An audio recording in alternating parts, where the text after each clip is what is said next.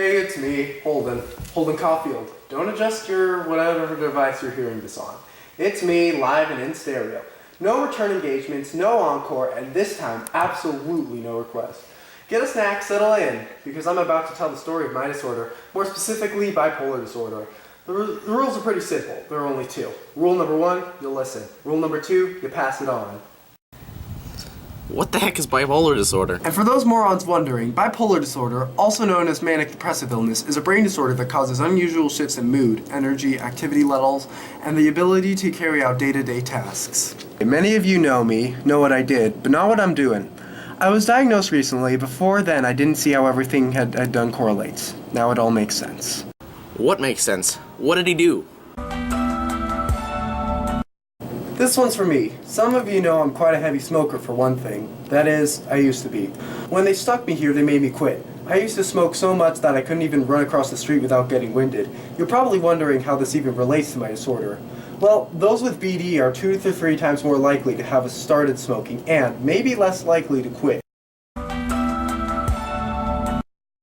When I'm left alone with just my thoughts, I often feel like a goddamn worthless being. I just think, and the more I think, the lower down I put myself. I already felt terrible for getting the axe again, but I wasn't ready to just leave yet. What I was really hanging around for, I was trying to feel some kind of goodbye. I mean, I've left schools and places I didn't even know I was leaving them. I hate that. I don't really care if it's a sad goodbye or a bad goodbye, but when I leave a place, I like to know I'm leaving it. I was only 13, they're gonna have me psychoanalyzed and all, because I broke all the windows in the garage. The night Allie died, I slept in the garage because I had to get away from everything that was going on. But my anger got the best of me, and I broke all the goddamn windows with my fist, just for the hell of it. Sometimes the anger that comes with my manic episodes is just too much to control. Depression is always something I struggled with, but sometimes the smallest things make me sad and upset. Even just packing. One thing about packing depressed me a little. I had to pick these brand new ice skates. My mother had practically just sent me a couple. She bought me the wrong kind of skates. I wanted racing skates and she bought hockey. But it made me sad anyways. I've always felt sexually inept. During my mental episode, I even hired a hooker. When she showed up, though, she was nothing like I expected. She was very nervous for a prostitute. She really was. I think it's because she was young as hell. It just felt so awkward and weird, so I only talked to her. I felt more depressed than sexy, if you wanted to know the truth. This one's a little hardcore, so stay with me here. These depressive episodes sometimes got so bad that I wanted to die. That's all I wanted to do was die. Suicide crossed over my mind too often. I couldn't control it. What it really felt like then was committing suicide. I felt like jumping out the window. I probably would have done it too if I'd been sure somebody covered me up as soon as I landed. I didn't want a bunch of stupid rubbernecks looking at me when I was all gory. Now though, when I look back at it, I'm glad I didn't. A common symptom of bipolar disorder is insomnia. And I didn't sleep too much, and I didn't eat much either. I didn't sleep too long because I think it was only around 10 o'clock when I woke up. I felt pretty hungry as soon as I had a cigarette. The last time I ate was those 2 hamburgers I had with Broussard and Ackley when we were in Hagerstown to the movies. That was a long time ago. It seemed like 50 years ago. Another person I yelled at was Sally. She was a girl well, it's complicated. We went on a date and I freaked out on her.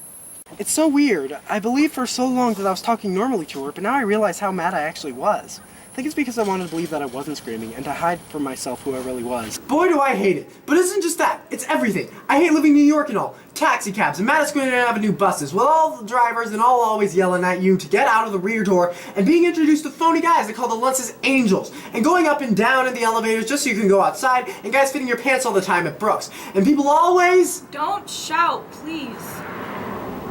Why the hell not? Why not? Stop screaming at me, please. Drinking. Drinking came easy with my disorder. I did too much and I did it too often. I don't know why, but there was just something about it that helped me, even in the worst of times. It contributed to my manic outbursts of craziness. I even called Sally, even though I thought I wanted to do nothing to her. Sally, that you? Yes, stop screaming. Are you drunk? Yeah, listen, hey, I'll come over with you on Christmas Eve, okay? Trim a goddamn tree for you, okay? Yeah, okay, Sally. Yes, you're drunk. Go to bed now. Where are you? Who's with you? They got me. Rocky's mom got me. You know that, Sally? Hey, Sally, you want me to trim a tree for you? Oh, me too, Sally. Yes, good night. Go home and go to bed. Allie, I hope you can hear this. When Allie died, my depressive episodes began to turn to manic ones. I was angry and I couldn't handle it. Allie's funeral was the worst. They all came when Allie died, the whole goddamn stupid bunch of them. I have this one stupid aunt with halitosis that kept saying how peaceful he looked there. DB told me. I wasn't there, I was still in the hospital. I had to go to the hospital after it hurt my hand. How could they say he looked peaceful, though? He's dead, and he's gone, and that's hard, and I might have to do some things I regret now. Okay. As my disorder progressed into something more serious, my angry outbursts got worse. I even yelled at Phoebe, someone I love so much. At the time, I didn't even realize I was doing it. She asked me about what I liked. I told her Allie, but she said I couldn't like him because he was dead. I responded quite aggressively. Doesn't count, he's dead. I know he's dead, but can I still like him though? Can I? Just because someone's dead, it doesn't mean you don't stop liking them, for God's sake. Especially if they're about 1,000 times nicer than anyone you've ever known. My fear of change. One example of this is when I told an old taxi driver one time about these ducks. Where the hell did they go? I had no idea and I still don't know. It drives me wild sometimes, thinking about it. Whatever. Then I asked him. He turned around and looked at me like I was a madman. What you trying to do, bud? You kidding me? Well, I was just interested, that's all. The reason I was so worried about the ducks, I think, was because I was so afraid they'd be gone, like if they'd flown away from me and never come back. That's what I'm afraid of, change. You'll never know if it's good or bad until it's too late to change it back. My loneliness is. One time when I was in another taxi cab and I asked the guy behind the wheel if he wanted to hang out with me, I just felt so goddamn lonely and asked him if he wanted to get a drink with me. I ain't got no time for liquor, bud. How the hell old are you anyways? The real reason I asked him, though, was because I was trying to make a connection with him, with anyone. I didn't care who. So that's it. But don't worry about me. I got help. Some people in California told me that I'm gonna get psychotherapy here. Oh. They want me to talk about my feelings in a group. I'm a little skeptical, but I'll try it. So there you go. The 13 reasons why I have bipolar disorder.